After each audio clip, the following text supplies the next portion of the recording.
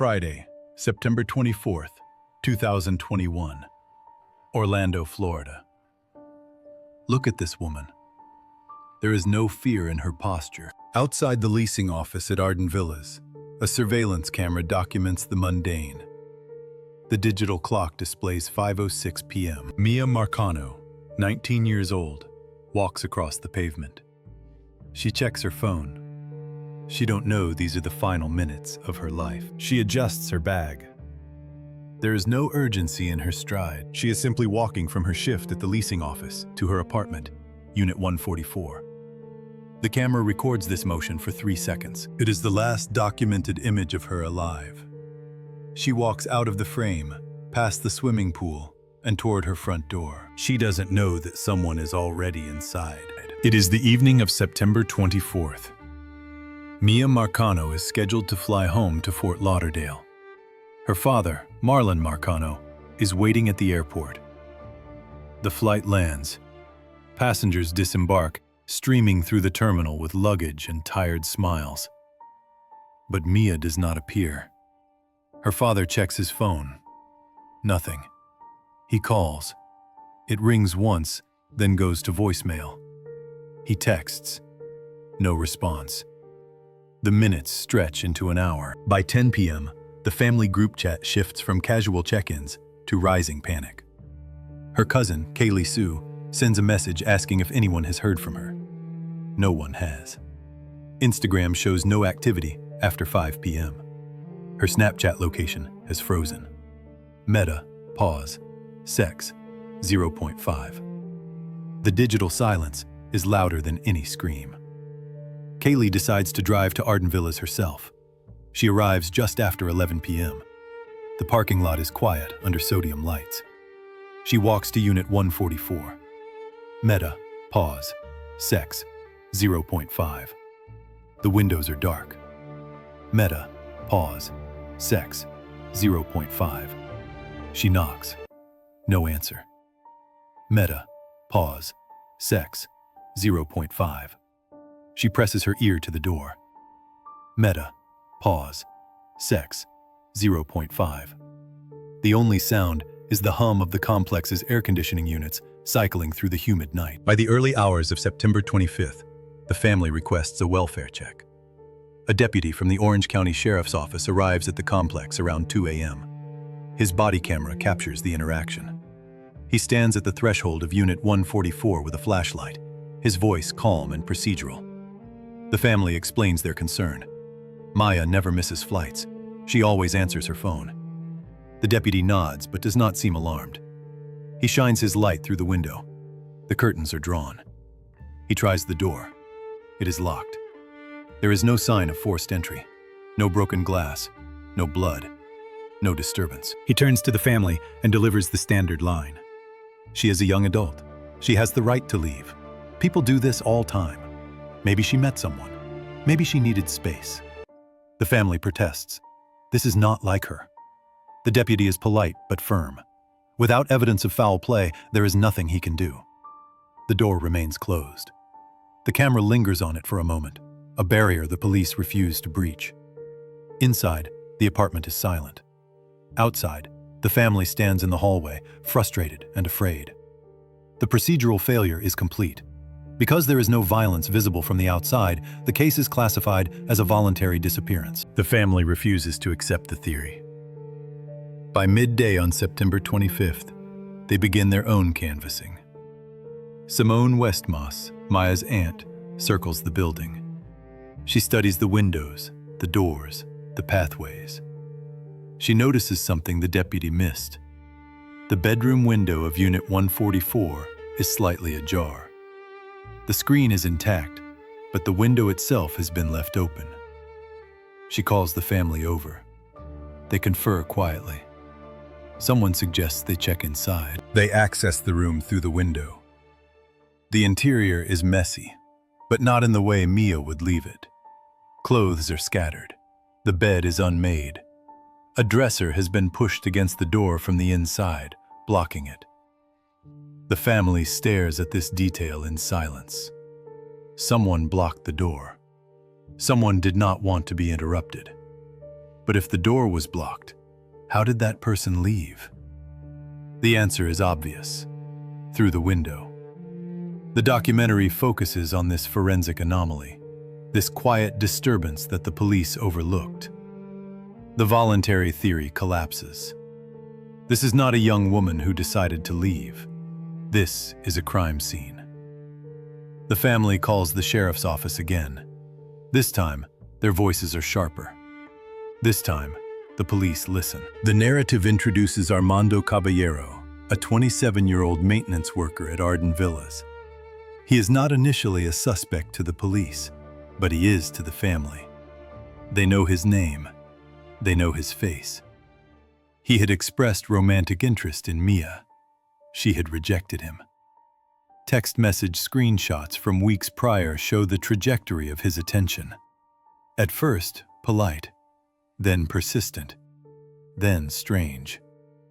Miya told friends she felt uncomfortable. She told her family he made her uneasy. The messages are preserved in court records. "He keeps showing up," she wrote to a friend. "I told him I'm not interested."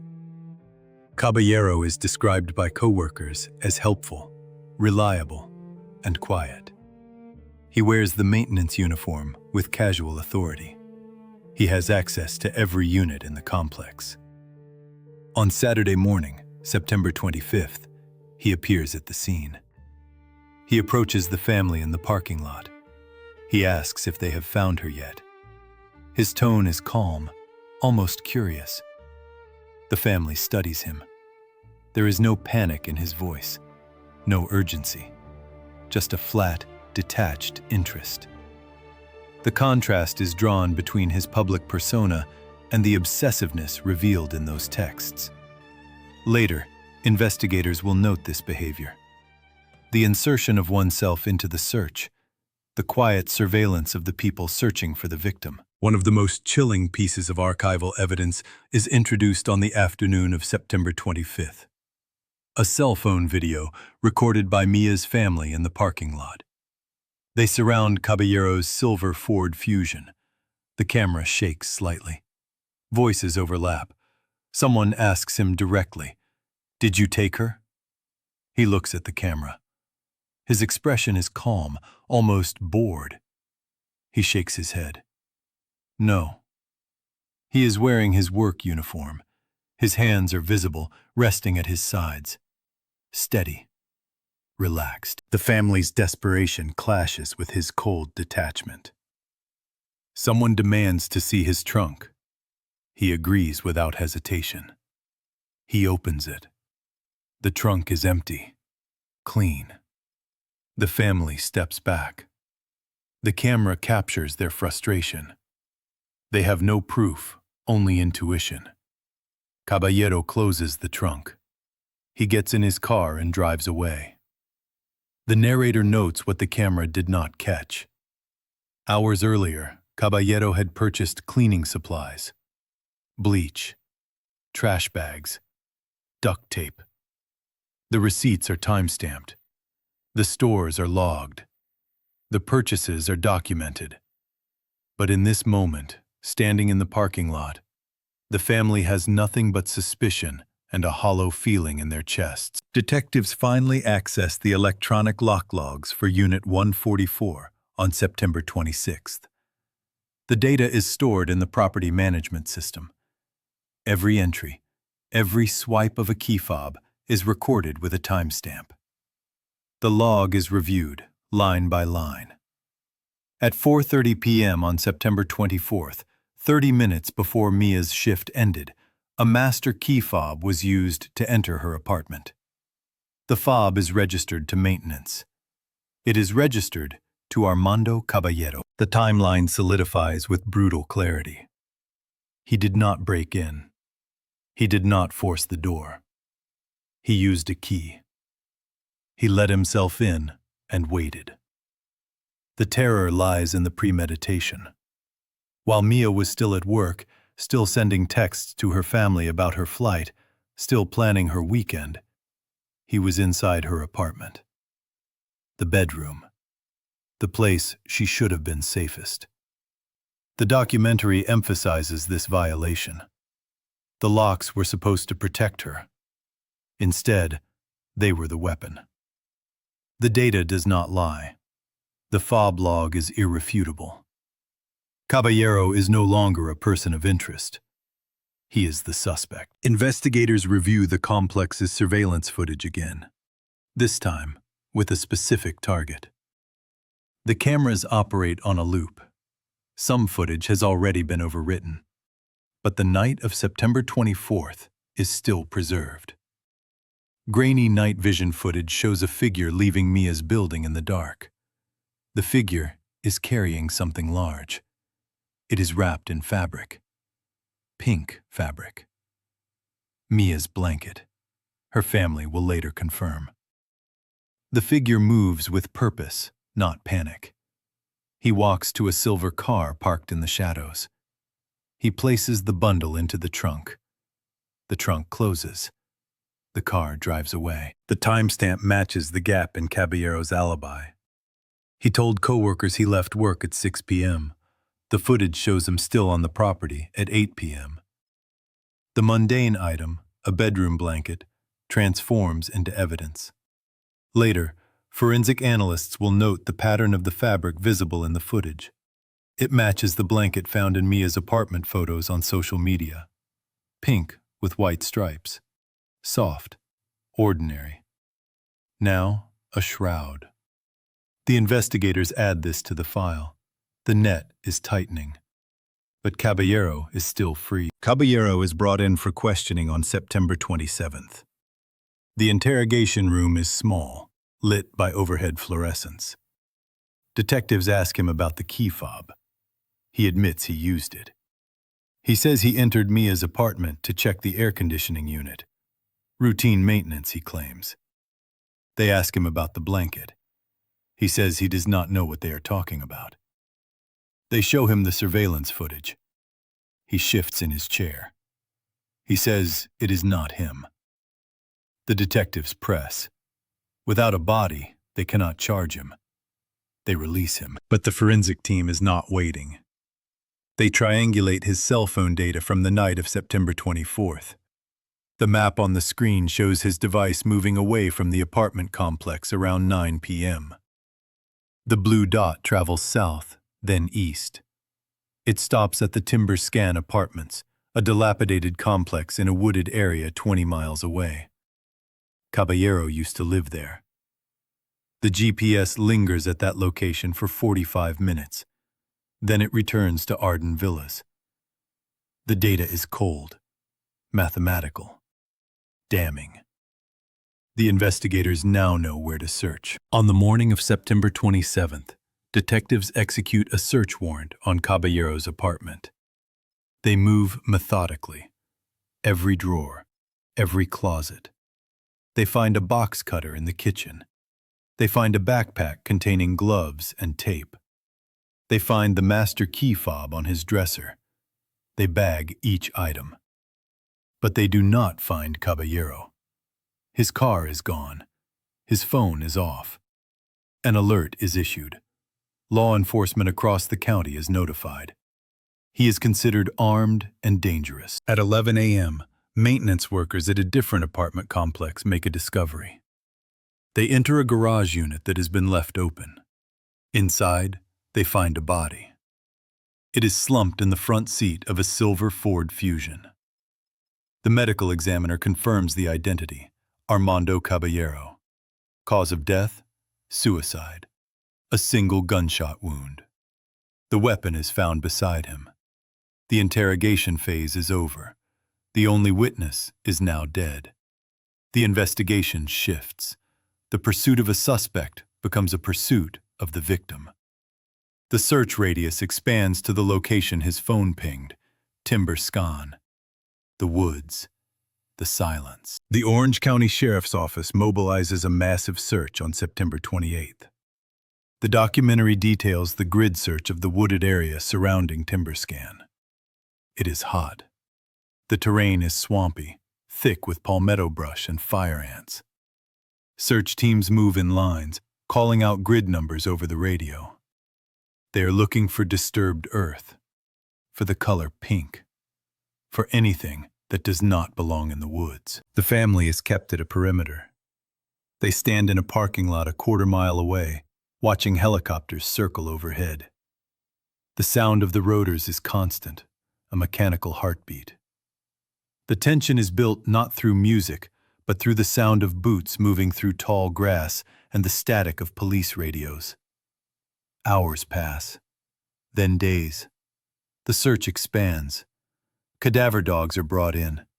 They alert in several areas, but nothing is found. By October 1st, the search teams are exhausted. The family is exhausted. But they do not leave. They wait. They pray.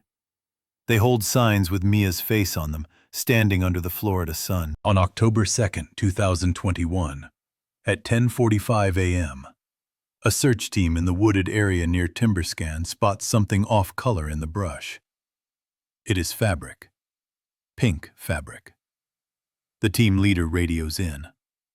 The helicopter overhead adjusts its position. The FLIR camera captures the isolation of the spot. It is dense, overgrown, far from any trail. The team approaches carefully. They find the blanket. They find Miya. The notification to the family is not shown, only described. A collective scream is heard from the parking lot, where they had been waiting for 8 days. The sound carries across the distance, raw and unbearable. The search teams stop moving. The radios go silent. The narrator confirms the identity. Miya Marcano has been found. She is 19 years old. She was a student. She was a daughter. She was someone who walked home from work and never made it inside. The forensic team begins processing the scene. The family is not allowed near. They collapse in each other's arms in the parking lot, surrounded by the signs they made, the hope they carried, now turned to grief. The medical examiner's report is presented with clinical distance. The cause of death is homicide. The manner? Ligature strangulation and blunt force trauma. Duct tape, matching the roll found in Caballero's apartment, was used to bind her wrists. The autopsy confirms she fought back. Defensive wounds on her hands and arms. DNA evidence under her fingernails. The narrative links the physical evidence on her body to the scene in apartment 144. The dresser pushed against the door.